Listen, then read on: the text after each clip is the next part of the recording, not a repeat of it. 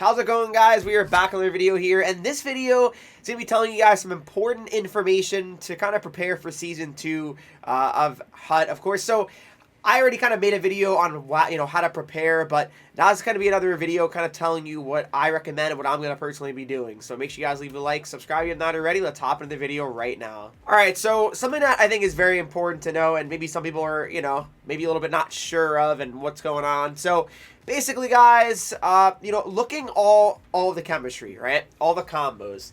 Now, you see all these right here, tons of these, all the way down, right?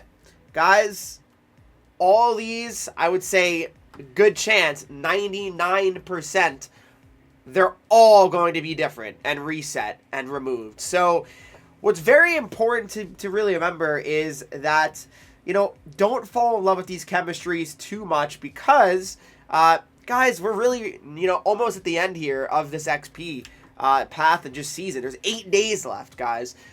Tomorrow makes 1 week. And then we will be getting a completely new season, all right? Now, that'll mean new icons, new heroes, right? New rookies, all these type of cards. So, be very smart and very careful with that. And what do I mean exactly as well, guys? So, I would say cards that you're buying and trying to, activate chemistry with, for example, Landon DuPont, right? He's a 98 overall card. Now, this is not going to be a 98 overall card in the next week. So, basically, what I'm trying to say is you want to, say you have this Landon DuPont card, you want to make sure you sell this card before the season resets. Because if you don't, I mean, as it is, he doesn't really go for much. But he's probably going to go for less, I would think, as well. Than what he's going for. So that's something that's going to be very important to remember. Basically, you want to be selling a lot of cards that have big chemistry implications right now because they probably won't in the next week. Obviously, these players can still get certain chemistry potentially when the new one comes out, but there's just no guarantee, right? Like, right now, McDavid gets a boost because he's an Oiler, right? Maybe there won't be any Oiler boost next week, right? That's certainly possible. We just do not know. But there's certain cards that, they're getting nice boost, and it's because of, like Game Breakers, for example, right? There's some Game Breaker cards that, maybe aren't the highest overall, but, they have some value because of, how good they could be. But I think, a lot of people are starting to realize now that it's time to kind of start realizing that it's time to sell some of these cards. Because, like, cards like Easymont were going for a lot.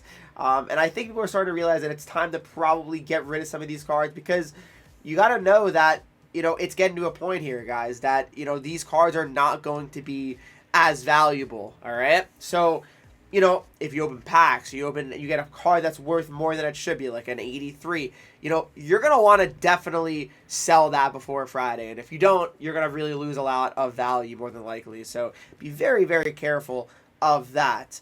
Another thing as well that I did kind of mention in my prior video of the Season 2 preparation is just start holding on to alumni cards. Like, anytime you pack an alumni card, it's going to be very important to hold on to because, you're going to need alumni cards to make the icons. Right now this was 84 to 85 alumni cards to make Lindros.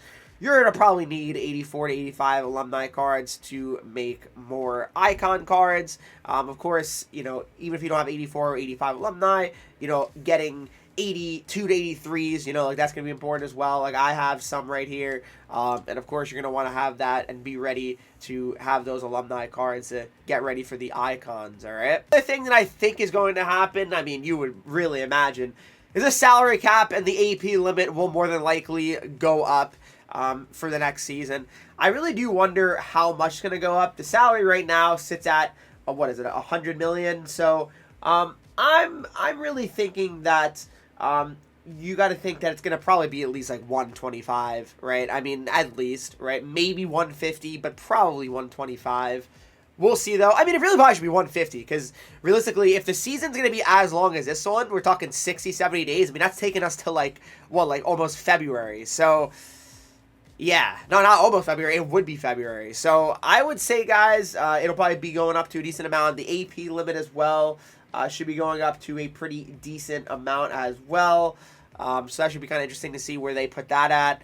Probably not as much as the salary because, the AP, they probably don't want to put too high because then everyone's going to have their entire team, active, right? So that'd be kind of crazy. But, yeah, that's something also that I think you can kind of probably, be on the lookout for. Another thing that I'd really recommend and be very just kind of smart about is I would really not sell any cards right now in your collection. Only cards that have chemistry implications that are going for more than they probably should is what I would do. And the reason why I say that is because, well, they are probably going to go down in price. But say a card like, let me see, let me find a good example here.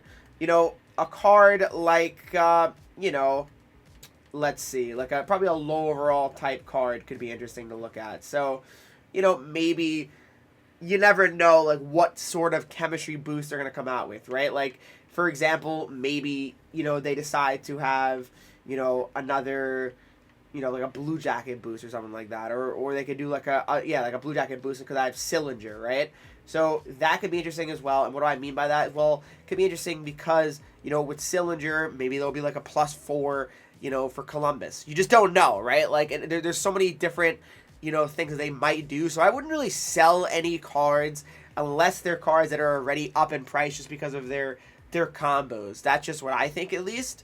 But yeah, that's what I would do. Then one more thing as well, a little bit off topic here, but people keep asking me, what next gen card should I make? And well, I have my rankings video as well on YouTube already. But the thing is, I know people are kind of saying, well, yeah, the chemistry is going to reset. Demidov, is he a card that I really want? Because he's not going to be a part of the Canadians boost, or do I really want to make Nikishin, I'll get the DuPont card for the chemistry because, well, it's not going to be super great.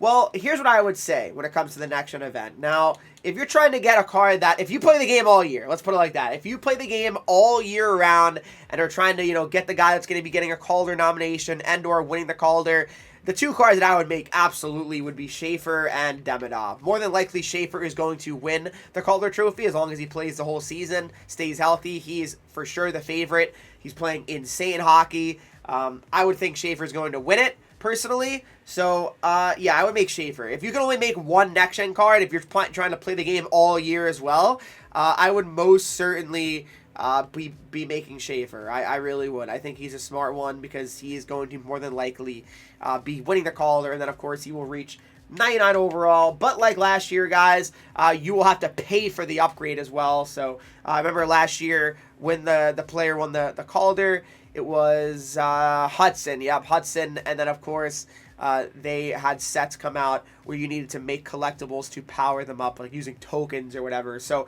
people were asking as well, like saying, oh, should I save my next-gen collectibles to eventually power up? No, that's not going to actually do anything, guys. The next-gen collectibles won't be what is used to power these cards up, so don't save those collectibles. Make sure you use all your collectible sets here. And also, didn't really mention that as well. Definitely just make the 84 next gens because, I mean, even if you're not making next gen cards, you want to have as many high rated cards as you possibly can for future events. So definitely do that.